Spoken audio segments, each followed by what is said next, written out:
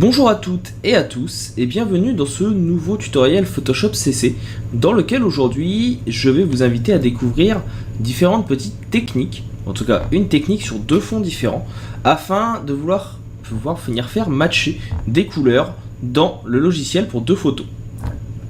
Par exemple ici vous voyez donc j'ai une photo d'un personnage et un fond ici de soleil couchant et l'idée ça va être de venir les travailler pour que les deux s'incrustent au mieux et que la colorimétrie entre les deux soit plus intéressante.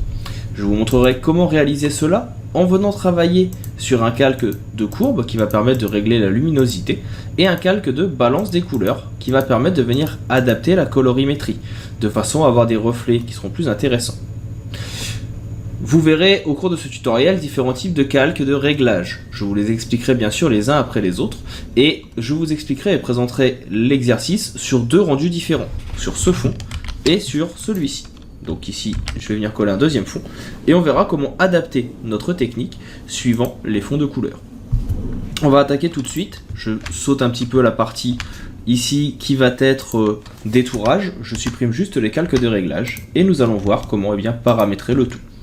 On attaque tout de suite donc cette petite vidéo.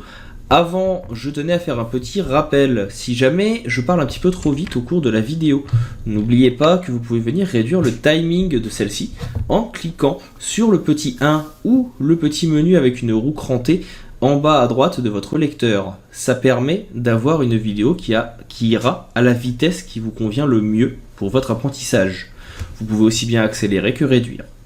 Je vous rappelle également que ça peut être intéressant pour moi, en tout cas, que vous vous abonniez à la vidéo. Donc, n'hésitez pas à vous abonner à la chaîne, laisser un commentaire, partager ou un petit like. Ça fait toujours plaisir, ça permet de monter un petit peu dans les algorithmes et donc d'avoir plus de visibilité. On attaque maintenant l'astuce dans la suite de ce tutoriel. Attaquons donc notre petite retouche et notre match color pour que ça soit un petit peu mieux incrusté. La première chose que je vais faire ici, c'est déjà venir faire un nouveau filtre ou un calque de réglage en cliquant ici sur le cercle bicolore et choisir courbe. Cette courbe, pour l'instant je n'y touche pas, je vais juste l'écrêter. Elle me servira plus tard à venir modifier la lumière globale sur mon personnage pour qu'il s'adapte au mieux au fond. On va ensuite venir faire un autre filtre. Ce filtre, ça va être un filtre qui va être couleur unie.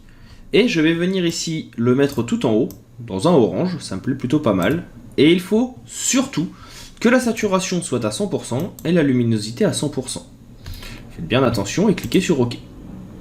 Une fois que cela est fait, vous allez vous passer en mode luminosité ici. Ce mode, il permet tout simplement, comme vous voyez, d'avoir votre photo qui fait ressortir les différentes couleurs et les différentes teintes de votre image.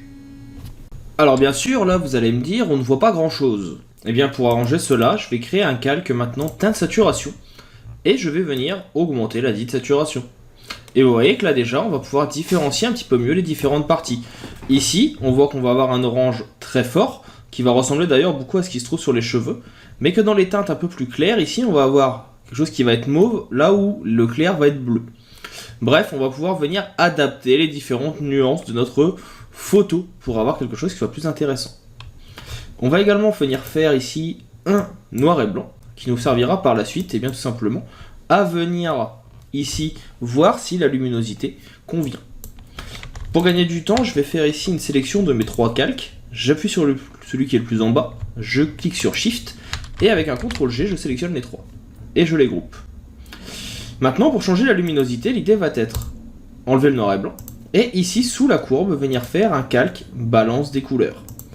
Je clique, et ce balance des couleurs, vous voyez, vous allez pouvoir venir adapter la luminosité. Et ici, par exemple, en ajoutant un petit peu plus de bleu, on voit que le calque est écrêté.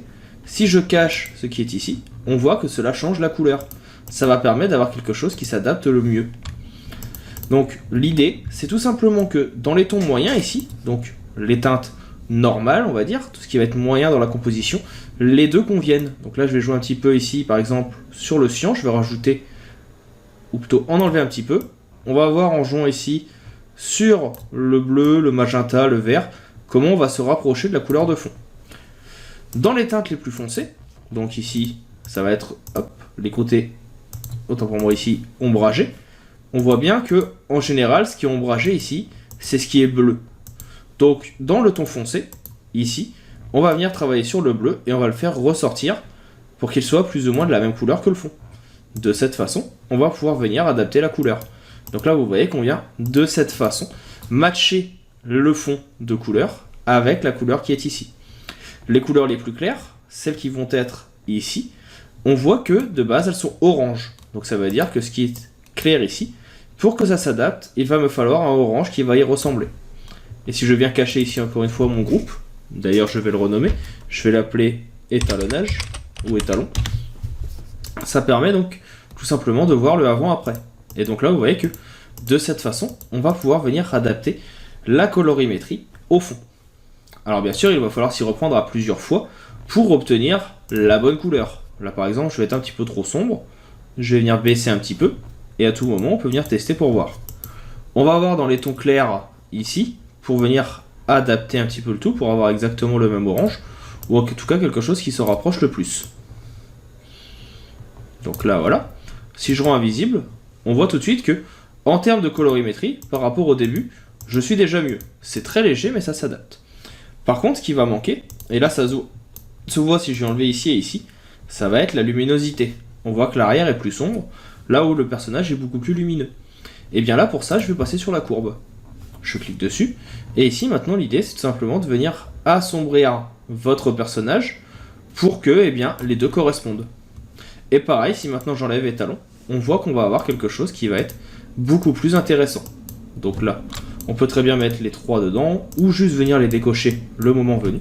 Mais vous voyez que le personnage vient s'incruster beaucoup mieux dans la composition. Alors oui, mon détourage n'était pas exceptionnel au début, ce qui fait que forcément on perd un peu en qualité, mais on voit tout de suite que ça permet de venir incruster au mieux un personnage. Maintenant, imaginons que le fond soit autre. Eh bien, tout simplement ici, on va venir remettre nos éléments. Là, j'enlève le noir et blanc, on viendra retravailler dessus à la fin. Par contre, je mets mes deux autres calques. Et là, on voit que, eh bien, en fait, le fond, il n'est pas orange, comme ici, mais il est plutôt magenta. Et donc, si on regarde, on voit que ici, ça va plutôt être ce qui va être lumineux, qui va être orange. Le magenta, ici, va être très foncé. Et les petits bleus, là, ça va être ce qui va être clair.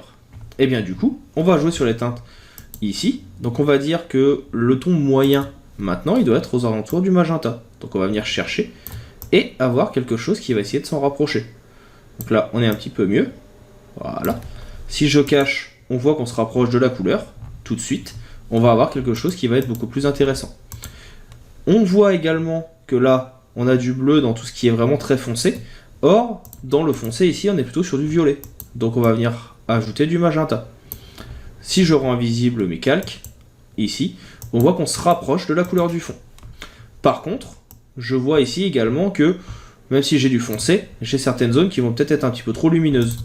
Donc pour ça, je vais venir ici retravailler par la suite. Mais pour ce faire, on va utiliser le noir et blanc.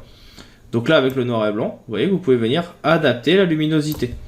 Et si on cache notre étalon, on a quelque chose qui permet une incrustation beaucoup plus intéressante que ce qu'on avait au début. Et là, on a vraiment une luminosité qui va matcher. C'est un peu plus long, mais ça permet vraiment un rendu plus intéressant. Donc, prenez bien le temps d'assimiler cette technique. Bien sûr, il va falloir adapter pour avoir quelque chose qui vous convienne. Donc là, je vais essayer d'avoir au contraire quelque chose qui va être un petit peu plus bleuté. Voilà. J'enlève mon étalon. Et on se rapproche petit à petit des couleurs adéquates. Donc là, on voit par exemple ici que les couleurs vraiment les plus foncées, donc celle-ci, l'œil qui est ici, vont se rapprocher de ce qui est vraiment foncé de base dans la photo. On va voir également que ce qui est ici, les couleurs médianes, elles se rapprochent beaucoup de ce qu'il y a ici, ce qui permet d'avoir une transition et une compréhension beaucoup plus intéressante. Donc voilà pour toutes ces couleurs. Et vous voyez également que vous pouvez venir même directement pipeter dans le logiciel, ça peut fonctionner parfois, pour obtenir une meilleure colorimétrie. Donc voilà pour cette petite technique de color match. J'espère qu'elle vous permettra de mieux fusionner vos différentes images, d'avoir un étalonnage plus intéressant. Bien sûr, plus vous y passerez de temps et plus vous serez précis, mieux ce sera. Là, je ne veux pas que la vidéo dure des heures, donc je ne fais que vous présenter le principe. Si jamais vous avez des questions, je reste bien sûr disponible via la section entraide. N'hésitez pas à me poser des questions sur tuto.com ou bien directement dans la section commentaires sur YouTube. N'hésitez pas non plus à liker, partager, voire vous abonner. Ça fait toujours plaisir de voir les statistiques qui sont positives, de voir que les gens sont intéressés. Ça motive encore plus à proposer des vidéos. Il ne me reste maintenant plus qu'à vous dire à bientôt pour d'autres astuces, pour d'autres tutoriels, et à vous souhaiter une bonne continuation. Hop hop, ne partez pas si vite. Vous avez aimé la vidéo, l'astuce que vous avez vue vous a plu et vous a permis de vous améliorer dans le logiciel que vous suivez, Photoshop, Illustrator, InDesign, Affinity Photo ou que sais-je encore. Vous souhaitez aller un petit peu plus loin dans la découverte de ces outils et comprendre au mieux leur fonctionnement, voire même vous personnaliser dans certains domaines, l'auto-entreprise, comment développer votre auto-entreprise par exemple avec Photoshop, comment vous améliorer si vous êtes développeur, comment l'utiliser la suite Adobe si vous êtes illustrateur, ou que sais-je encore. Sachez que je propose également des vidéos sur tuto.com que vous pouvez retrouver avec le lien présent dans la description. Vous y retrouverez l'intégralité des vidéos gratuites du site, de la chaîne YouTube, mais également l'intégralité de mon catalogue de formations payantes. Il arrive régulièrement que je propose sur la chaîne YouTube, mais aussi sur les réseaux sociaux, des codes promo pour les avoir à moins cher, donc n'hésitez pas à les suivre pour pouvoir rester à l'affût des dernières nouvelles. Je vous invite également, bien sûr, à laisser un commentaire, un petit like, à partager la vidéo autour de vous afin que la chaîne puisse grandir. N'hésitez pas à me dire ce que vous en avez pensé, c'est toujours avec plaisir que je lis les commentaires et que je réponds, même en cas de besoin. Je vous dis maintenant à bientôt pour d'autres tutoriels, pour d'autres ressources, pour d'autres outils liés au monde du graphisme ou du marketing. Je vous souhaite une bonne continuation et je vous dis à bientôt.